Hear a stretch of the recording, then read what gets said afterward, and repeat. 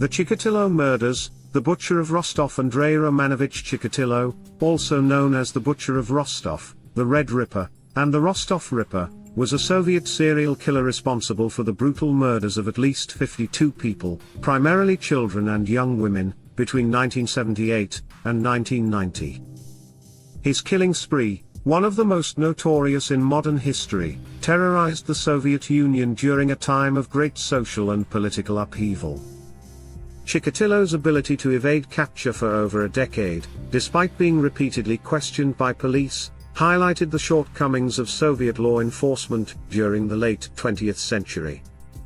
Early life of Andrei Chikatilo. Andrei Chikatilo was born on October 16, 1936, in a small village in the Ukrainian SSR, now Ukraine, during the height of Stalin's famine and purges. He grew up in extreme poverty, and his childhood was marked by hunger, deprivation, and emotional neglect. His mother often told him frightening stories about his older brother, who she claimed had been kidnapped and eaten by starving neighbors during the famine, a story that may have planted the seeds of Chikatilo's later fascination with violence and cannibalism. Chikatilo also suffered from bedwetting, and was often beaten and ridiculed by his mother. His father was captured during World War II, leaving Chikatilo to grow up in a deeply dysfunctional household. As he reached adolescence, Chikatilo developed feelings of sexual inadequacy due to impotence, and an inability to perform sexually. These early experiences fueled a sense of frustration and powerlessness that would later manifest in his violent crimes. Despite his troubled upbringing, Chikatilo was intelligent and managed to earn a degree in Russian literature and become a teacher. However, his inability to control his sexual urges led to numerous complaints of inappropriate behavior toward children. He was eventually fired from his teaching position, though Soviet authorities covered up the incidents rather than prosecute him. This lack of accountability allowed Chikatilo to continue his deviant behavior unchecked.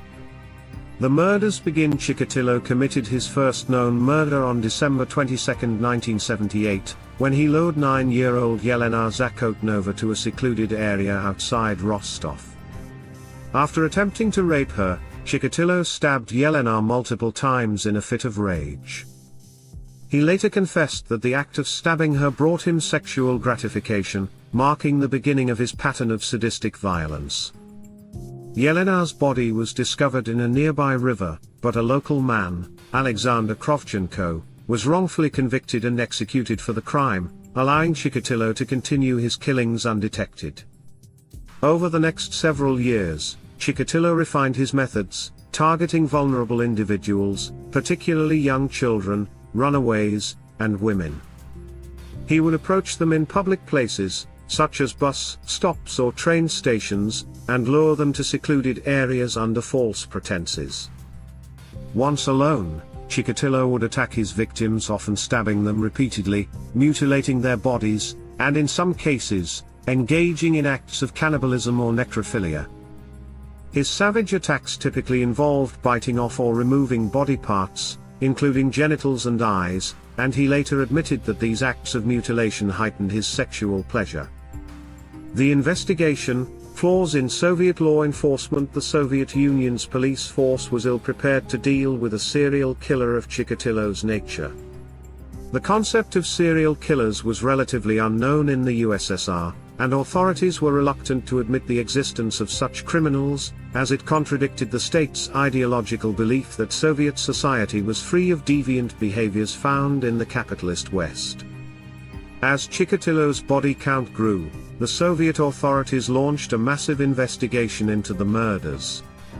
However, their efforts were hampered by bureaucratic inefficiencies, limited forensic capabilities, and a refusal to accept that the same killer was responsible for the crimes. The police focused on known sex offenders and mentally ill individuals, often subjecting them to torture or coercion in an attempt to extract confessions. This flawed investigative approach led to multiple wrongful arrests and executions, further allowing Chikatilo to continue his spree unchecked. In one instance, Chikatilo was actually arrested in 1984 after being caught in a park near Rostov in the presence of a young woman.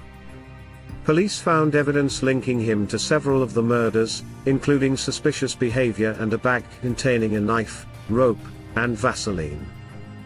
However, Chikatilo was released after authorities determined that his blood type, type A, did not match the semen samples taken from several crime scenes, which indicated type AB. This critical mistake allowed Chikatilo to evade justice for another 6 years. The arrest and confession in 1990, Chikatilo's killing spree began to unravel as the authorities intensified their efforts. A special task force, led by Mikhail Fetisov and forensic expert Dr. Alexander Buchanovsky, finally adopted modern profiling techniques and began to track Chikatilo more methodically. By this point, Chikatilo had killed at least 52 people, and the task force was under immense pressure to catch him. On November 6, 1990, Chikatilo was arrested near a train station after being observed acting suspiciously around young women. The police had been following him for several days, and when they discovered he had fresh cuts on his face and hands, they took him into custody.